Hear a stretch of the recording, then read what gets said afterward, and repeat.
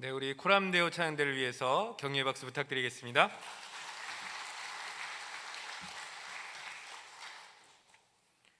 네, 우리 여러분들 좌우에 있는 사람들과 이렇게 인사를 했으면 좋겠습니다. 당신에게 생명의 생수가 흐를 것입니다. 우리 서로에게 인사하겠습니다.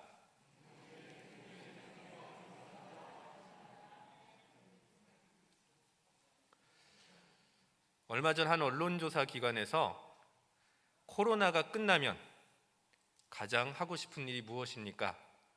설문조사를 했습니다. 그래서 1등부터 제가 소개를 해드리면 이렇습니다. 마스크를 벗고 싶습니다. 이게 1등이었습니다. 설교 중이니까 저는 계속 마스크를 일단 벗고 있겠습니다. 자, 2등은요, 여행을 가고 싶습니다. 여러분들 여행 가고 싶으십니까? 네, 갈망하시죠? 네, 제 마음도 똑같습니다. 그래서 여러분들에게 좋은 해외여행지 4곳과 국내 여행지 3곳을 소개해드리면서 말씀을 나눠보려고 합니다. 첫 번째 해외여행지는요, 남아메리카에 있는 페루입니다.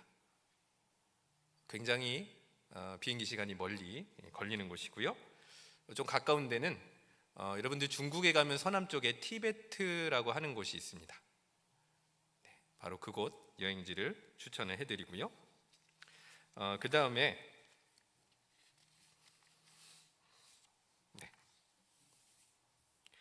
아프리카에 가면은 탄자니아라는 국가가 있습니다.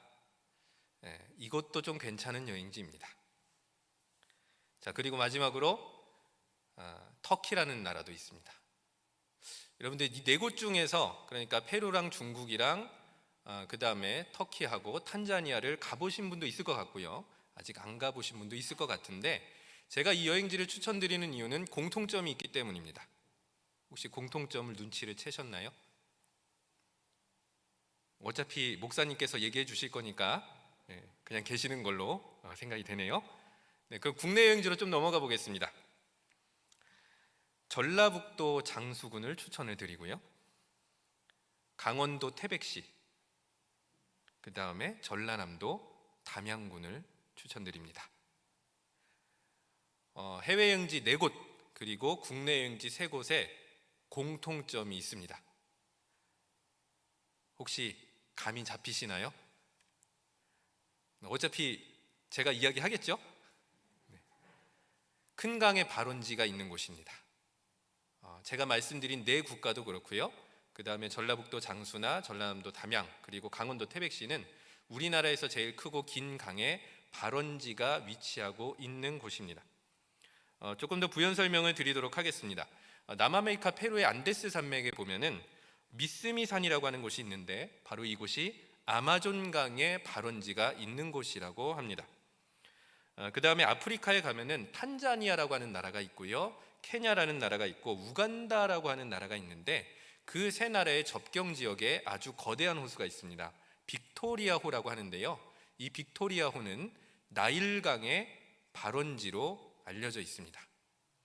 그리고 중국의 티베트에 가면은 이제 중국어로는 쿤룬 산맥이라고 하고요, 한자어로는 곤륜 산맥이라고 하는 곳이 있는데, 바로 이곳이 어느 곳이냐면 황하의 발원지가 있는 곳이고요. 그 다음에 터키에 가면은 아라랏이라고 하는 산이 있습니다. 그 산기슭에는요, 유프라테스 강, 그러니까 성경에는 뭐라고 되어 있냐면 유브라데라고 되어 있습니다.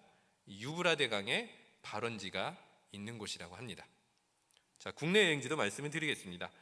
전라북도 장수군에 가면은 금강의 발원지인 뜬봉샘이라고 하는 곳이 있고요, 강원도 태백시에 가면은 한강의 발원지인 검룡소, 낙동강의 발원지인 황지연못, 이 2곳이 태백시에 있다고 합니다. 그리고 전라남도 담양군에 가면은 가막골이라는 곳이 있는데요, 바로 이곳에 용소라고 불리는 영산강의 발원지가 있다고 합니다. 자, 그러니까 국내 여행지 3곳과 해외 여행지 4곳을 소개시켜 드렸던 이유는 이곳이 어마어마하게 큰 거대한 강의 발원지였기 때문입니다. 안타깝게도 저는 단 한 곳도 가보지 못했습니다. 그러나 나중에 여러분들이 한번 가보시고 좋은 후기를 남겨주시면 감사하겠습니다. 제가 이 말씀의 서두부터 발원지를 설명을 드린 이유가 있습니다.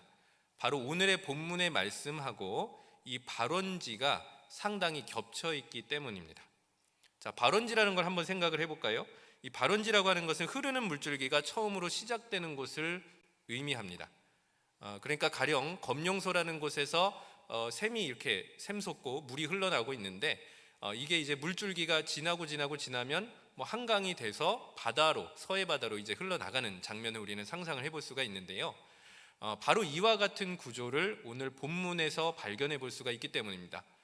발원지 같은 어떤 한 곳에서 이제 물이 흐르기 시작을 하고요.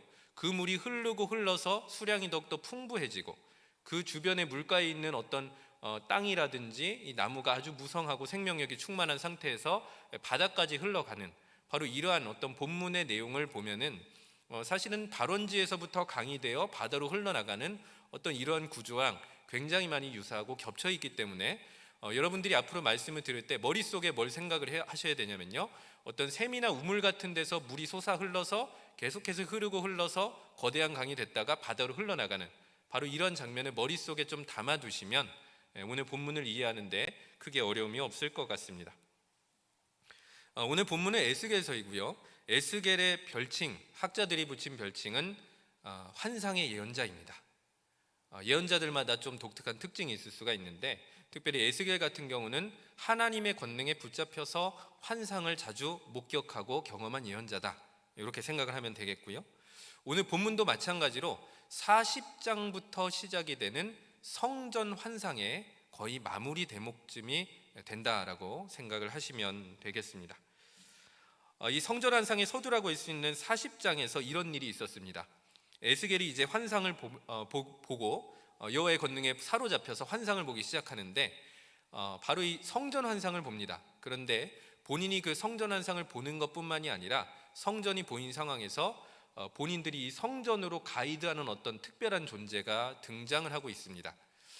그 존재는 손에 측량도구, 삼줄이라고 하는 측량도구, 그리고 어떤 장대라고 하는 길이를 잴 수 있는 측량도구를 손에 쥔 채로 에스겔을 이 성전 안쪽으로 안내를 하면서 차근차근히 뭐 성전의 규모가 얼마나 되고 문의 크기가 얼마나 되고 벽의 두께가 얼마나 되고 어떤 부속 건물이 있고 그 안에서 무슨 일을 하는지를 아주 상세하게 40장부터 안내를 해주고 있는 것입니다. 그렇기 때문에 전체적으로 보면은 오늘 47장의 말씀은 그 성전 환상에 해당되는 것이기 때문에 그래서 이 성전 환상의 일부분이고 성전에서 일어나는 일을 묘사하고 있다, 이렇게 이해를 해주시면 되겠습니다. 자, 그렇다고 하면은 과연 이 성전 환상의 발원지, 다시 얘기해서 지금 이 본문 안에는 물이 샘솟는 그 지역부터 시작을 해서 물이 흐르는 곳, 그 주변이 어떤 영향력을 미쳤는지를 얘기하는데 발원지를 어떻게 묘사하고 있는가, 우리가 이 말씀부터 확인을 해보면 좋을 것 같습니다. 1절의 말씀인데요, 본문 1절이니까 47장 1절의 말씀입니다. 우리 함께 읽어보도록 하겠습니다. 그가 나를 데리고 성전문에 이르시니 성전의 앞면이 동쪽을 향하였는데 그 문지방 밑에서 물이 나와 동쪽으로 흐르다가 성전 오른쪽 제단 남쪽으로 흘러내리더라. 아멘. 그가 나를 데리고, 아까 말씀을 드렸던 측량도구를 손에 쥐고 있었던 가이드, 성전 가이드를 얘기하는 것입니다. 이 특별한 존재가 성전 문까지 이르른 다음에 거기서 이 성전 문의 앞면, 즉 성전 문이 향하는 방향은 동쪽이었는데 그 문지방 밑에서 물이 흘러나와 동쪽으로 흐르다가 제단 남쪽으로 흐르는 것을 목격하게 되는 것이죠. 뭐 아주 복잡하게 좀 설명이 되었을 수도 있는데 그럼 발원지는 어디란 얘기일까요? 성전 문지방 밑에서 물이 지금 샘솟고 있는 상황을 여러분들이 상상을 해보시면 되겠습니다. 그러니까 이 발원지는 곧 성전 문지방 밑이더라 라고 본문은 이야기를 하는 것입니다. 그러면서 이 성전 문지방에서 이제 발원했던 물이 어디를 향해서 흘러나가고 있는지를 이제 2절부터 해서 구체적으로 묘사를 하고 있는 것이죠. 자, 그렇게 되었을 때 우리는 과연 이 성전 문지방의 정확한 위치가 어디냐라는 것을 먼저 생각을 해볼 필요가 있습니다. 실제로 이 40장부터 에스겔이 보았던 환상에서는 성전의 구조를 아주 정밀하게 묘사를 하고 있는데요. 크게는 세 종류의 문, 특히 이 동쪽을 향한 세 종류의 문을 좀 기억을 해볼 필요가 있습니다. 첫 번째는 성전 아예 바깥에서부터 그 뜰 안으로 들어갈 수 있는 소위 얘기하는 현관문이 이제 있고요. 그 다음에 이 현관문을 넘어가면은 성전의 바깥뜰이 있습니다. 그리고 바깥뜰에서 안뜰로 들어갈 수가 있는데 바깥뜰과 안뜰을 구분하는 또 하나의 문이 있습니다. 그래서 이렇게 바깥뜰에서 문을 통과해서 안뜰로 들어갑니다. 그러면 그 안뜰에는 번제단이 있습니다. 그리고 그 번제단을 지나가면은 소위 얘기하는 우리가 흔히 알고 있는 성소 건물이 있습니다. 그 성소로 들어갈 수 있는 출입문이 역시 동쪽을 향해 나 있는데 바로 성전 문지방은 그 성소로 들어갈 수 있는 그 성전 문, 바로 거기를 얘기하는 거죠. 자, 그러니까 저희식대로 다시 한번 편하게 말씀을 드리면 이렇습니다. 자, 여러분들이 오늘 주일 예배를 나오셨죠? 자, 그러면 첫 번째 통과하는 문이 어디죠? 교회 현관문을 통과해야 되겠죠? 담벼락 혹시 이렇게 해서 오신 분 없으시죠? 성전문을 통과를 해야 됩니다. 그 다음에 무릎이 조금 아프니까 뭘 타야 되겠죠? 엘리베이터를 탑니다. 그럼 엘리베이터에 문이 있겠죠? 그 문을 지나치는 것입니다. 자, 엘리베이터 문이 열리고 최종적으로 여러분들은 어디로 들어오셔서 예배를 드리신 거죠? 예루살렘 성전 문, 여러 문이 있습니다. 그 중에서 한 문을 여러분들이 선택하셔서 들어온 것이죠. 자, 그러면은 좀 비교를 해보면은 결국 어디서 물이 흐른 것이냐? 저 예루살렘 성전에 있는 그 문지방, 저기 뒤 카메라 뒤쪽에 있는 그 문지방에서 물이 흘러서 바깥으로 나간다. 저희 식대로 좀 비유를 해보면 그렇게 표현할 수가 있는 거죠. 그래서 성전 환상으로 다시 돌아가면은 성소의 출입문 문지방에서부터 물이 지금 샘솟고 있다. 그리고 그 물이 흘러 내려가고 있다. 우리는 이렇게 생각을 해볼 수가 있는 것입니다. 그렇기 때문에 이 성소에서부터 물줄기가 지금 흘러내리는 것인데 이 물은 스스로 솟아난 물은 아닙니다. 하나님께서 샘솟게 하신 물이다. 이것이 굉장히 중요합니다. 이 물의 발원지, 이것은 성전 문지방이라고 표현되어 있지만 결국 이 물의 최종적인 발원지는 누구냐면 하나님이시다. 이것을 좀 기억하시고 이 부분에 대해서는 조금 더 후에 말씀을 나누도록 하겠습니다. 자, 그래서 우리가 처음에 말씀을 드렸던 여러 강의 발원지, 그 국가들과 지역들을 제가 소개해 드렸는데 발원지하고 그 다음에 오늘 본문은 굉장히 좀 비유상으로 겹치고 있다라고 하는 것이고요. 첫 번째로 이 겹치는 것의 공통점은 무엇이냐? 발원지가 존재하고 그 발원지는 나중에 확인하게 될 강의 규모에 비해서는 굉장히 좀 규모가 작다라는 것을 우리는 기억해 볼 수가 있는 것입니다. 두 번째 공통점이 있는데요. 발원지부터 시작된 물은 점점 더 규모가 커지면서 그 주변에 있는 땅을 변화시키는데 이것은 본문도 그렇고 우리가 아까 비유로 묘사로 들었던 다른 강도 마찬가지입니다. 가령 예를 들어 보겠습니다. 물줄기는요 결국 온 땅을 생명력으로 뒤덮어 버리는 것이죠. 예로부터 사람들은 강가에 모여서 공동체를 이루며 살았습니다.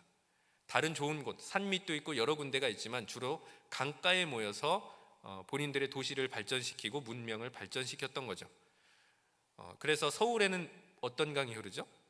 한강이 흐르죠. 오래전부터 이 한강 주변에는 도시가 형성이 되어 있었던 것이죠. 자, 부산에는 어떤 강이 흐릅니까? 낙동강이 흐르죠. 안 가보셨나요? 네, 낙동강이 흐릅니다. 예전에서부터 이 낙동강 하구에 부산이라는 도시가 지금뿐만이 아니라 오래전부터 존재를 해왔는데 결국 강가에서 사람들이 많이 모일 수밖에 없는 이유는 뭐 거기에 이제 물대기도 쉽고 농사하기도 쉽고 수자원을 채취하기도 쉽고 여러 가지 이점이 있기 때문이죠. 다시 얘기해서 강이라고 하는 것은 사람의 생존과 강을 지탱해 주는 곳이다. 우리는 이렇게 이해를 하고 있는 것입니다. 자, 그런데 오늘 본문의 묘사를 보면 마찬가지 이야기가 나오고 있습니다. 성전 문지방, 성소에서부터 흘러나왔던 그 물이 주변의 땅으로 흘러 들어가서 생명력을 충만하게 역사하는 바로 그 장면을 묘사하고 있는 거죠. 이 중에서 몇 가지 구절을 한번 읽어보면 좋을 것 같습니다. 우리 3절부터 5절의 말씀 함께 읽어보도록 하겠습니다. 3절부터 5절입니다. 그 사람이 손에 줄을 잡고 동쪽으로 나아가며 천척을 측량한 후에 내게 그 물을 건너게 하시니 물이 발목에 오르더니 다시 천척을 측량하고 내게 물을 건너게 하시니 물이 무릎에 오르고 다시 천척을 측량하고 내게 물을 건너게 하시니 물이 허리에 오르고 다시 천척을 측량하시니 물이 내가 건너지 못할 강이 된지라. 그 물이 가득하여 헤엄칠 만한 물이요 사람이 능히 건너지 못할 강이더라. 아멘. 자, 일단은 이제 물이 흐르고 흘러서 결국 성전문 바깥까지 지금 흐르는 상황입니다. 거기에서부터 이 가이드가 이 물의 수심을 측량하면서 건너게 하고 있는 것이죠. 3절의 말씀을 보면은 천척을 측량한 후에 가보니까 이 물이 발목까지 잠겨 있습니다. 천척을 계속해서 거듭해서 측량하고 있는데, 천척을 지금 우리가 쓰는 단어로 좀 환산을 하면은 450에서 500m 정도다 생각을 하시면 되겠습니다. 자, 그 다음에 물이 발목에 흘렀고 다시 500m를 가니까 무릎에 올랐고 다시 500m를 가니까 허리에 올랐고 다시 천척을 측량하고 500m를 가니까 건너지 못할 강이 되어서 헤엄을 칠 정도로 수심이 아주 깊어졌다. 그러니까 이 성전 문지방에서 시작된 물이 점점 더 수심이 깊어지고 수량이 아주 풍부해지는 그런 상황을 묘사하고 있는 것이죠. 자, 이런 상황에서 계속해서 더 이상 측량을 하지 않고 물가로 이렇게 가이드가 인도를 합니다. 자, 그래서 그 물가에서 어떤 일이 일어났는지를 다시 한번 6절 이하에서부터 묘사를 하는데 굉장히 흥미롭습니다. 한번 눈으로 확인해 보면 이렇습니다. 7절에 보면은 강 좌우편에 무엇이 많았습니까? 나무가 심이 많았다 되어 있습니다. 자, 그 다음에 8절에 보면은요, 바다에 이르러서 그 흘러내리는 물로 바다의 물이 어떻게 되죠?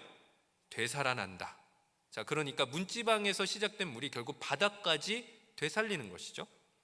자, 9절의 말씀을 보면은 강물이 이르는 곳마다 번성하는 모든 생물이 살고 또 고기가 심히 어떻게 되죠? 많으리니. 자, 그러니까 생명력이 정말로 충만한 상황을 거듭해서 묘사하고 있는 거죠. 자, 어디서부터 시작된 물이었죠? 성전 문지방에서 시작된 물이 더 흐르고 더 그 수량이 풍부해져서 그 물이 흐르는 땅마다 들어가는 바다마다 모든 생명력을 되살리는 역사가 일어나구나라고 우리는 본문을 이해할 수가 있는 것입니다. 결국 에스겔은 이렇게 이야기하는 것입니다. 하나님께서 흘려보내시는 물로 회복과 생명의 역사가 일어나는구나. 바로 이것을 에스겔은 강조하고 있는 것이죠. 현재 모든 교회가 코로나19로 인해서 겪었던 어려움을 뒤로하고 회복이라고 하는 화두를 붙잡고 나아가고 있습니다. 우리 교회도 마찬가지입니다. 모든 사역이 회복을 목표로 진행된다고 해도 과언이 아닙니다. 자, 그러면 어떻게 우리는 회복의 여정을 밟아갈 수가 있겠습니까? 하나님께서 교회 그리고 성도들에게 생명력 넘치는 물을 흘려보내 주실 때, 그때야 비로소 회복의 역사가 일어날 줄로 믿습니다. 우리 교회는 현재 한가족 초청 예배 생명 플러스 800을 통해서 회복을 위해 몸부림을 치고 있습니다. 그리고 예배 회복을 사모하고 있습니다. 성전 예배자 800명의 회복이 저희들의 시급한 목표이기도 하고 또 기도 제목이기도 합니다. 그러나 단순히 숫자를 의미하는 것은 아닙니다. 예배에 나온 사람들마다 그리스도의 풍성한 생명으로 영혼이 되살아나고 예배의 기쁨과 즐거움이 넘치고 가정생활이나 직장생활이나 인간관계 속에서 하나님의 역사를 경험하게 됐을 때 우리는 비로소 하나님 앞에 회복시켜 주셔서 감사합니다 고백할 수가 있는 것입니다. 자, 다시 한번 묻겠습니다. 이 회복의 물이 어디에서부터 흘러나왔다고요? 성전 문지방에서부터 흘러나온 것입니다. 즉 예배의 자리, 예배의 처소에서부터 흘러나온 것입니다. 교구 교역자와 구역장과 권찰과 장로님들을 중심으로 비대면 문고리 신방을 열심히 진행하고 있습니다. 제가 가이딩을 하면서요, 꼭 기도해야 된다 말씀을 드렸습니다. 사실 이유가 있었습니다. 먼저 예배를 드린 우리들이, 먼저 예배를 드린 사람들이 하나님께서 흘려 보내주시는, 예배를 통해서 우리에게 부어주시는 생명의 물을 머금고, 그리고 각 가정을 방문해서 그 손에, 그 문대에 손을 대고 기도하는 것이죠. 그 생명의 물을, 기도는 기도를 통해서 흘려 보내는 것입니다. 주의 이 가정을 붙잡아 주옵소서. 이 가정 가운데 심령의 변화를 허락하여 주옵소서. 가정이 변화되게 역사하여 주옵소서. 삶과 인격이 변화되게 역사하여 주옵소서. 근데 그걸 가능하게 하는 것은 방문한 사람의 능력이 아니라 하나님께서 흘려보내실 은혜의 생명의 물이 바로 그것을 가능하게 하기 때문에 기도라는 방법을 통해서 그 물을 흘려보낼 수 있도록 교구 교육자들과 구역장과 권찰들 그리고 장로님들이 각 가정을 방문했던 것입니다. 자, 다시 한번 여쭈어보겠습니다. 이 생명의 물이 어디에서부터 시작됐다고요? 성전 문지방 밑에서부터 시작이 되었던 것입니다. 그래서 지금부터는 이 본문의 배후에 담겨있는 예배에 대한 의미를 한 번 더 묵상해보고 말씀을 정리해보려고 합니다. 다시 한번 우리가 8절 마지막 부분을 눈으로 확인해보면요, 이 흘러내리는 물로 바다의 물이 되살아나리라 이렇게 말씀을 하고 있습니다. 되살아난다라고 하는 표현에 주목을 해보았으면 좋겠습니다. 되살아난다라고 하는 뜻은요, 되살아나기 전의 모습이 황폐했거나 생명력이 없었거나 소실되었던 상황을 전제하는 것입니다. 그렇기 때문에 무언가 죽어있고 생명이 빠져있고 생명이 유실되어 있는 상태이기 때문에 이것을 다시 회복시키고 되살려야 된다, 이런 뜻이 담겨져 있는 것이죠. 오늘 8절의 말씀을 통해서 성전 문지방에서 흘러내렸던 물이 바다에까지 이르러 그 바다에 있는 모든 생명체와 물을 되살리는 장면을 확인하게 되는 것입니다. 바닷물이 오염됐다라고 가정을 해보고 강물이 오염됐거나 토양이 오염되었다고 가정을 해보도록 하겠습니다. 자, 우리가 이 오염된 대지를 걷고 있고요, 오염된 바닷물을 보고 있고 오염된 강물을 보고 있습니다. 자, 그러면은 그러한 상황에서 이 오염을 해결할 수 있는 제일 시급한 일은 무엇이겠습니까? 오염된 지역을 정화하는 것입니까? 아니면 오염의 근원을 확인한 다음에 그 일이 반복되지 않도록 그 근원을 제거하는 것입니까? 둘 중에 어떤 거죠? 네, 물론 오염을 제거하는 것도 굉장히 중요합니다만 제일 중요한 것은 오염의 근원을 찾아서 그거를 제거해야만 또다시 오염이 반복되지 않겠죠. 지금부터 이스라엘 백성들이 어떻게 예배가 오염과 변질이 됐고 그리고 그것이 어떻게 회복됐는지를 나눠보려고 하는 것입니다.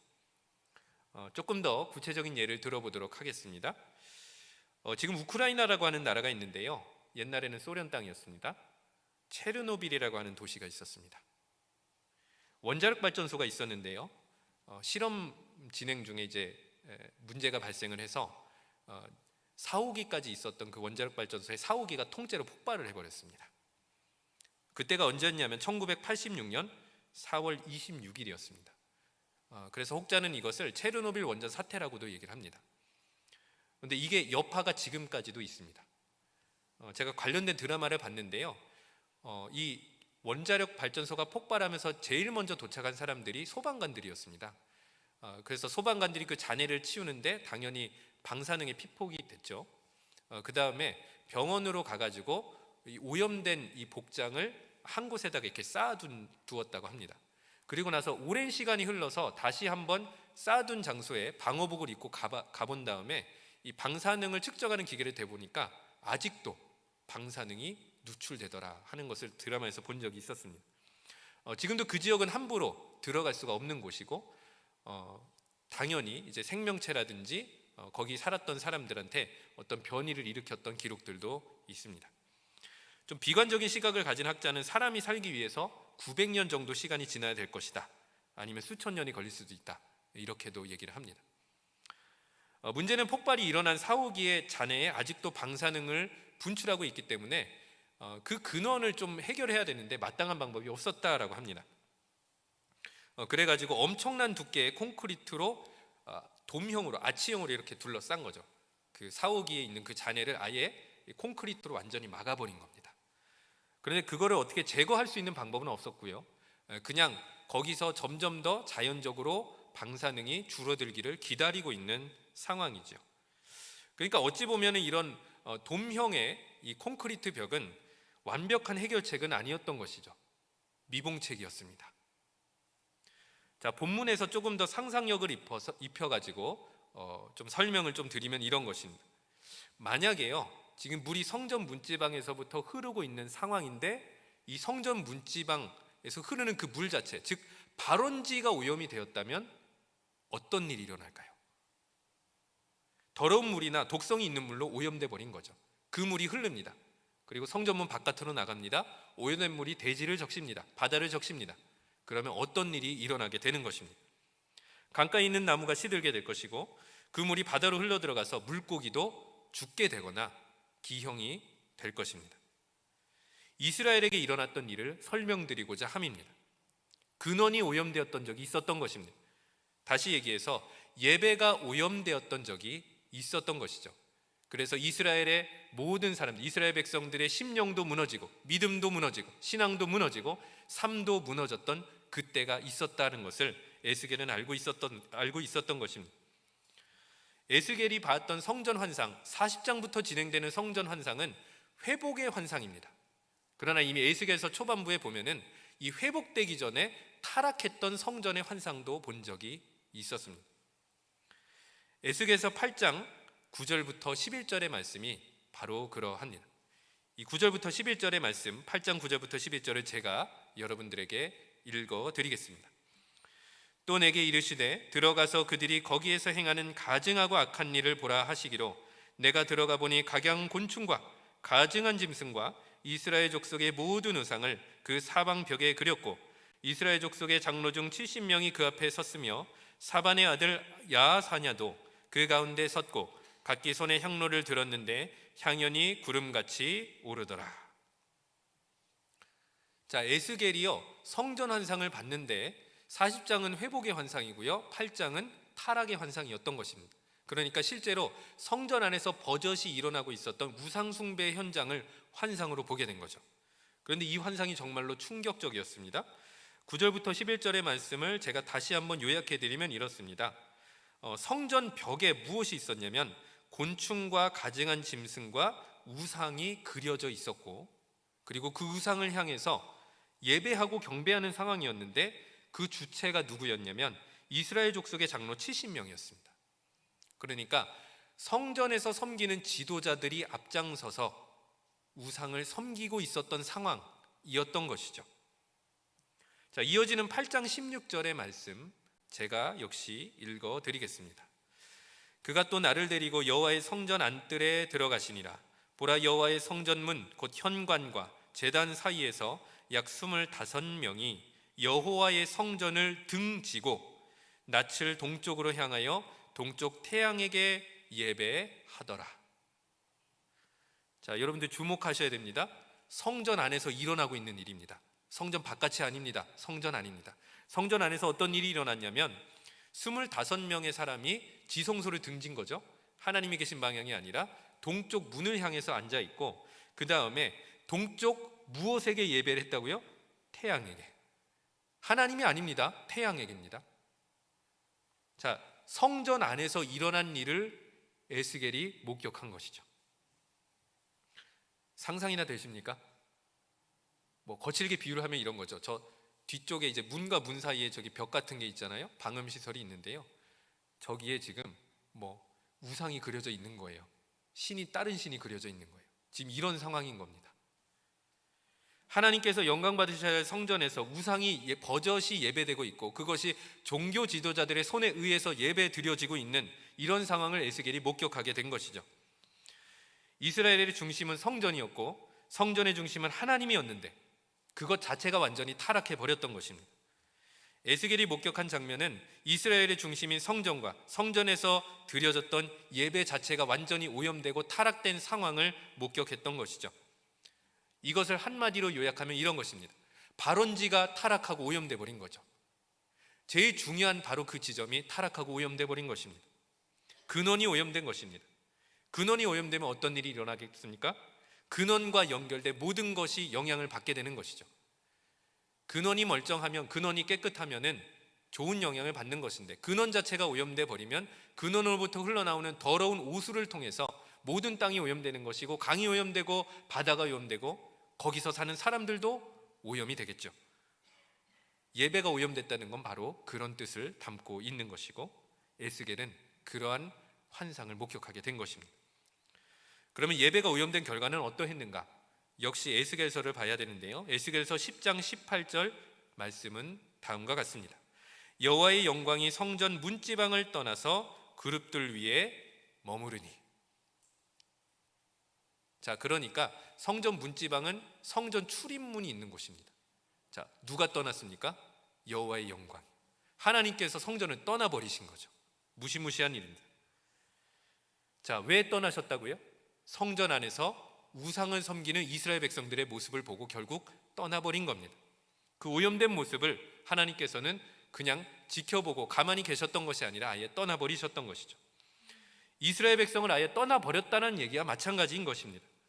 오염된 성전을 떠나셨고 오염된 이스라엘 백성의 믿음을, 신앙을 버리고 떠나버리신 것입니다. 그리고 이스라엘은 바벨론으로부터 정복당하면서 그 죄악의 대가를 톡톡히 치르게 된 것이죠.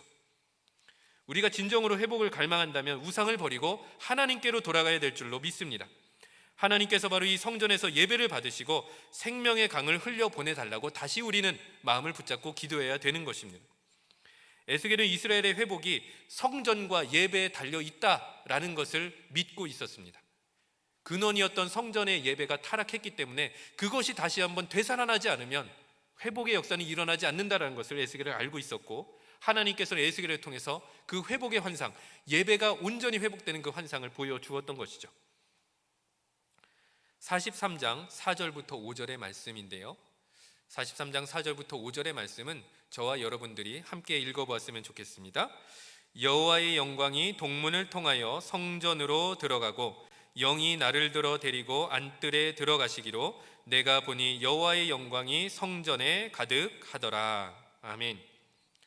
이제 타락하고 우상을 섬겼던 이스라엘 백성들이 모든 우상을 버리고 하나님만을 온전히 예배드리고자 바로 그렇게 마음을 바꾸게 되었을 때 여호와의 영광이 다시금 동문을 통해서 그 성소 안으로 들어가는 장면을 에스겔은 목격하게 되는 것입니다. 그러하여서 바로 그 성전에 여호와의 영광이 가득했던 것을 에스겔은 확인하게 되었습니다. 다시 얘기해서 성전 문지방으로부터 흘려보냈던 바로 그 물은 그냥 샘솟았던 것이 아니라 떠나가셨던 여호와의 영광이 다시 성전에 임하였을 때 그때로부터 다시 한번 그 물이 샘솟아 성전 외곽으로 흘러내리고 바다까지 흘러내렸던 것이죠. 하나님께 초점을 맞추는 예배, 우상을 버리고 하나님께로 돌아가는 예배가 됐을 때에야만 우리는 성전에서부터 흐르는, 예배에서부터 흐르는 하나님의 생명의 물을 마실 수가 있는 것입니다. 이러한 예배가 되기를 간절히 소망합니다. 말씀을 정리하겠습니다.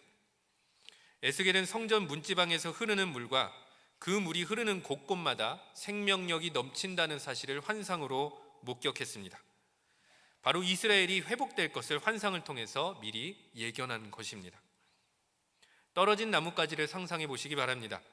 그 안에 있는 양분으로 어느 정도는 이 나뭇가지가 생명력을 유지할 것입니다. 그러나 시간이 흐르면 말라버립니다. 나뭇가지를 살리고 싶으십니까? 그렇다면 그 떨어졌던 나무를 찾아가서 접붙여야 되는 것입니다. 다시 얘기해서 온전하고 깨끗한 근원으로 다시 연결이 되어야만 온전하게 회복될 수가 있는 것입니다. 회복을 원하신다면 생명의 근원이 되시는 하나님께 꼭 붙어 있으시는 저와 여러분들이 되었으면 좋겠습니다. 하나님께 온전히 붙어 있으려면 하나님을 모시는 내 마음의 성전이 어떠한지를 살펴봐야 되는 것입니다. 하나님을 모시고 있는 내 마음의 성전이 오염되지는 않았는지, 혹은 하나님 앞으로 나와 예배 드리고 있는 나의 마음이 오염되지는 않았는지, 바로 그것을 이야기하는 것입니다. 하나님 없이는 살아갈 수 있다는 교만함이 싹트지는 않았는지 돌아봐야 되는 것입니다. 특별히 저희들이 코로나로 인해서 예배를 온라인으로 드리고 있는 상황이기도 하고요. 덜어는 우리가 이렇게 성전에 모여서 예배를 드리고 있습니다. 모두 다 동일한 상황이죠. 그렇게 우리가 코로나로 인해서 혹은 우리의 개인적인 문제로 인해서 성전에서 예배를 드리든 온라인으로 예배를 드리든 우리의 지금 현재 마음의 상태가 이전보다 하나님을 의지하고 있는 것인지, 아니면 오히려 하나님의 방법을 내어버리고 다 쫓아버리고 사람의 방법을 따르고 있는 건 아닌지, 사람이라는 우상을 따르고 있는 건 아닌지, 세상의 무엇인가를 따르고 있는 건 아닌지, 그것을 여러분들에게 질문을 던져보게 되는 것입니다. 우리의 삶을 찾아오시고 우리의 마음으로 찾아오시는 하나님을 맞이하면서 오늘 이 말씀을 붙잡고 하나님을 통해 흘러나오는 생명의 물을 마시고 회복의 역사를 경험할 수 있는 저와 여러분들이 되었으면 좋겠습니다. 기도하겠습니다. 생명의 근원이 되시는 하나님 아버지, 성전의 주인이 되시는 하나님을 바라보며 세상의 헛된 지식과 방법을 의지했던 마음을 겸손히 내려놓습니다. 우리 성전에 찾아오시고 또 우리 마음에 찾아오셔서 생명의 물을 흘려보내 주시고 우리 영혼과 우리의 삶을 온전히 회복시켜 주시옵소서. 예수님의 이름으로 기도드립니다. 아멘.